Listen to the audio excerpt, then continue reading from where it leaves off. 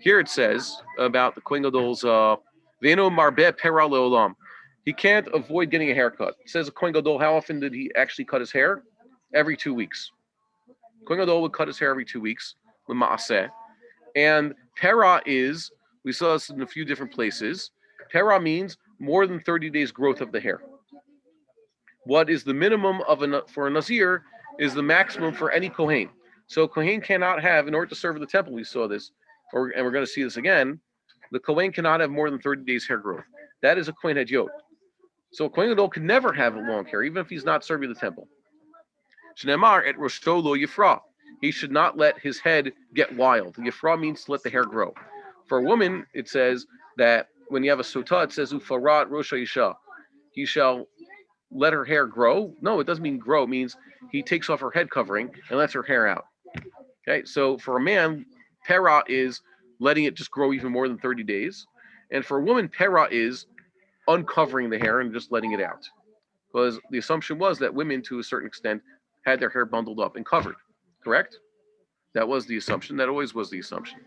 I remember someone making the mistake of saying pera means having the hair uncovered. Just like when a woman, it means having the hair uncovered. So when it says a Kohen shouldn't have pera, it also means a Kohen should be wearing a yarmulke all the time.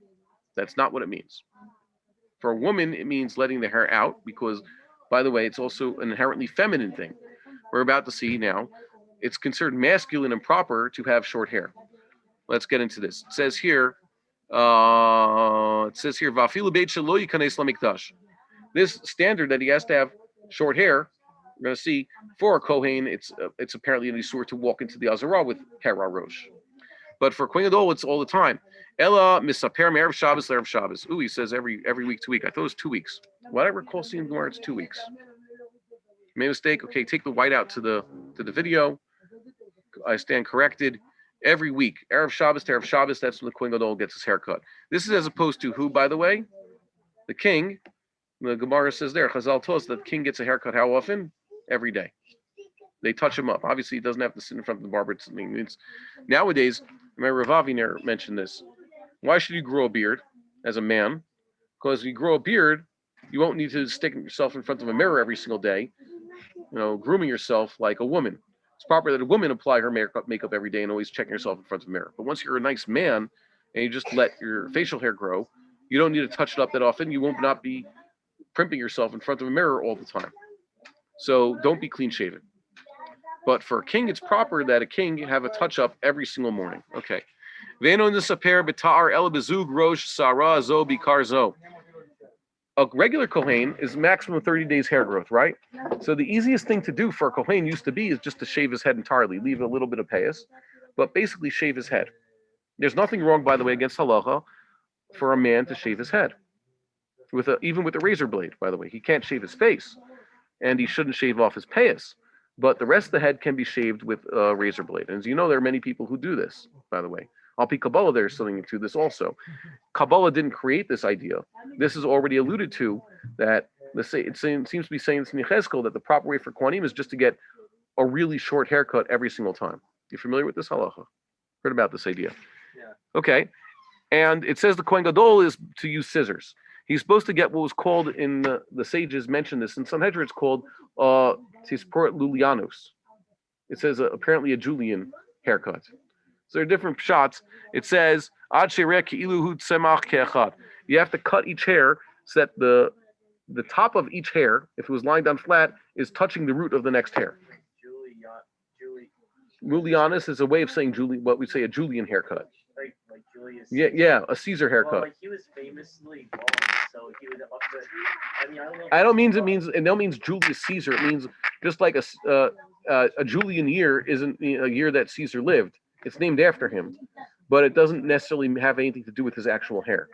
Well, he didn't. That was the thing. He was bald, even though his Caesar I know means hair, and so he didn't really know that. Caesar means cut. Julius means hair. It doesn't matter about. You don't actually know. It doesn't matter if Julius Caesar had this haircut or not. It was a Julian haircut. That's what they used to call it back in the day. And there's different opinions about what it was. You could look. Koren has a nice illustration that they put in showing what one says. It means it looks like rose. It looks like this, like you've seen in certain like reenactments of what they used to have back in Roman times, this type of haircut. But here the Rambam seems to have, like a lot of the Mefarshim, it means what you and I would call a buzz cut. So now he shaves his head. Now, in the olden days, getting a nice buzz cut where it looks like the hair is totally flat and covers the head, but it's not long, we can achieve this with technology. We just use clippers. We do this, I don't know, you probably don't get buzz cuts. You don't look like a guy who buzzes. You look like a guy who's gotten a buzz cut a few times, right? Yeah, in yeshiva. So that's why I used to do this, and now a little bit I keep the chuk. But we have the capacity with our technology that everybody could get a proper haircut like he's describing. A regular Kohen, in order to achieve this really short look, by the way, Chazal say also, a Talmid Chachamim cuts his hair often. Masculine look is to have short hair, and Chazal and the prophets assume that the beauty of a woman is partially in the fact that she should have long hair. Long hair is feminine and pretty. Short hair is masculine and strong and respectful. Different roles, obviously. Like I can't believe we have to stress this, that there's certain standards of masculine good looks and feminine good looks, and the Torah makes a very clear distinction between the two of them.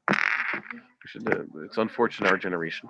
Anyways, so many of us can't accomplish what the Kohen Gadol is supposed to have nowadays, but this was a hard thing to accomplish. A buzz cut with a scissor was something that you needed skill to do, and it took time to get a haircut like this. And that's what Chazal said. They mentioned there were some who wanted to get a Kohen Gadol's type of haircut. It took a long time. Nowadays, we all have the capacity to do so, so that'd be a good thing. We should tell the Kohanim. I remember telling the Kohanim, get a Kohen haircut, get a nice buzz cut, basically like a 1. You guys know how the numbers work, right? So, well, okay, fine. So, when you finally get to that age where you just don't care about your hair anymore, you just want to buzz it and be done with it. So, there's different settings, and one is the shortest hair clipping that you could do. It's usually like a little thin guard. Basically, there's a buzz cut, the hair looks like a shadow. Okay, or maybe a 2, whatever it is, depends on the person. But this is a high standard of Kohen Gadol. Shneimar, Rosham lo yigalechu, Pharaoh lo yishalechu. Okay, they're not supposed to shave their heads. They're also not supposed to grow their hair long. Hasom yichsemu et rashehem. They should have it like in rows. That's what Yechezkel describes as the Kohen Gadol's haircut, and some say it has to do with the kusmin. It looks like certain rows of wheat, rows of hair. So some say that's, like I said, the illustration you could find in the Koran. Anytime they mention this, or in the Steinsaltz, they show you this type of haircut. We would like to encourage our viewers to share these videos with friends and send in your responses. If you would like to obtain Birkon Nusach Eretz Yisrael or invite the rabbi for a speaking engagement, please email us at office@machonshilo.org.